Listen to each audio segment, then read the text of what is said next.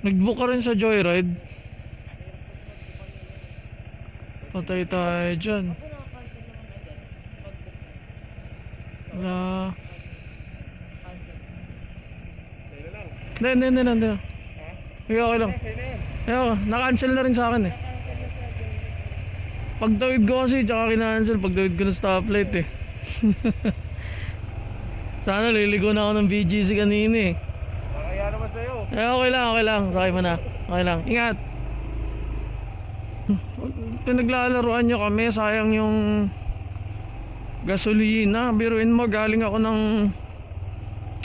UMAC. Dapat kakaliwa ako ng BGC kasi maraming pasahero sa BGC. Eh di tinawid ko hanggang dito pa Guadalupe Mansion. Pagdating ko, tsaka ako kinanselan.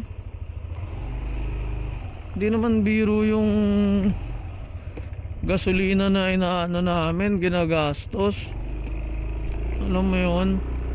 Buti sana kung 50 lang yung gasolina eh.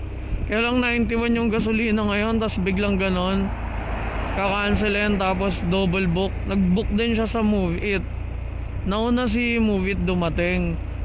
Kaya lang nag-book din kasi sa Joyride eh. Ang hassle lang ganon, men. Hindi ko alam kung malayo rin pinanggalingan ni Move It.